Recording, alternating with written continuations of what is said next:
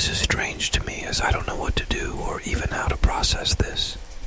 I work at a call center that takes calls for a rather large internet mobile phone company. Today was like any other day. I sit down, open the windows I need, and get ready to answer some calls. You see, I work for the retention side of things, where people call in to remove a line of business or cancel their accounts. However, we do get some calls where people want to transfer services or change their name on the account, etc. Today, I got a call to cancel an account that was canceled already. Here's how it went for context. I opened the call with my normal one. Thank you for calling Errand Services. My name is Eric. How can I help you? I said with confidence. A short time passed before I heard a very quiet voice say, "Yes, my name is Mel, and I want to cancel my account." The voice coming through was surrounded by static, and her low tone made it hard to hear, but I was able to pick up what she needed. "Of course, may I ask, why are you canceling today?" There was a slight pause and a sigh before I heard, "I can't use it anymore, so I just don't need it," she said rather weakly, like it was hard for her to speak. "Oh, of course. Is there a reason why you can't use it, or are you moving?" I asked with empathy. It was then there was a short pause of only about 30 seconds when I heard the voice crystal clear. "No, I just cannot use it." Something about this made my spine chill, like a primal fear of mine was just triggered, and I had no way of stopping it. What do you mean, ma'am?" I asked, while being a little shaken up. "I can't see anything. It's cold and wet here. Can you help me?" Her voice sounded desperate and in pain, but the static was starting to flood the line. It was almost impossible to hear her, but she kept saying, "Help me, I'm stuck." From what I could piece together, the begging became yelling and screams of pain. At one point I had to put my headset down because it was so loud enough for my neighbor working next to me to notice and gasp. "Are you okay?" he asked. Yeah, just this lady isn't making much sense." I grabbed my headset and unmuted the mic and spoke again. "Ma'am, I would love to help you, but I can't understand you. Can you get to a place where there is no static?" I said with a false smile and confidence. The static started to turn into deafening silence. I sat floating in an ocean of silence for what seemed like an eternity, until I heard her voice coming through very faintly.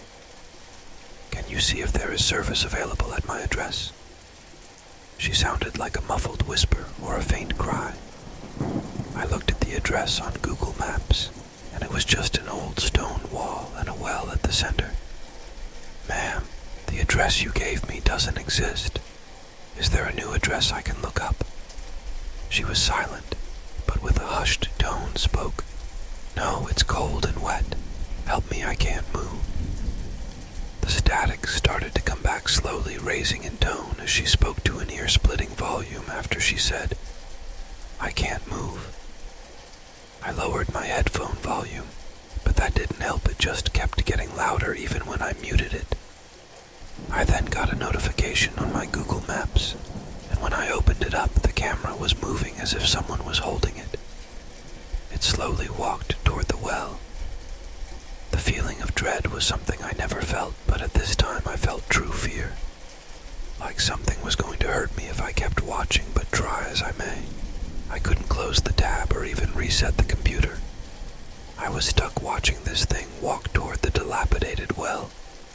It took a few moments of silent walking before it was at the well. I looked into the well and all I saw was pristine, clear water. The well inside was covered in moss and cobblestone, but you could see the bottom, and it was only water. As I watched, the woman was talking over the phone again. "I am there. Please help me before he gets to me," she said as if she was crying. It was then the camera fell into the well and landed at the bottom. The well had crystal clear water, but with one thing: a partial hand with only 2 fingertips poking out of the cement floor of the well. "Help me. I can't move," she said over and over again.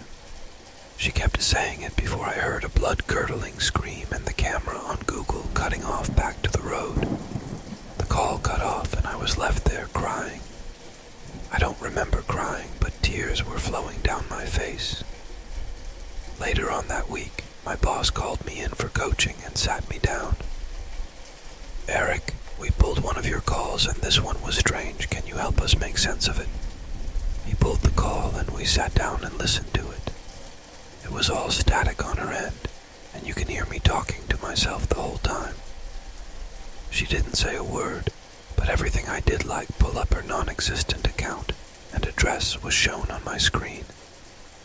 "So were they just wanting to cancel? We can't hear them, could you?" he asked, visibly shaken by this interaction. I looked at him and a tear ran down my face. She needed help. She's stuck. I was in a trance, and I only knew this after my boss told me what happened. We agreed to forget about it both after the coaching. I'm taking a mental break using my paid vacation. Should I help her? Should I go save her? I don't know what to do, but she won't stop calling my cell phone. Help me. I'm stuck.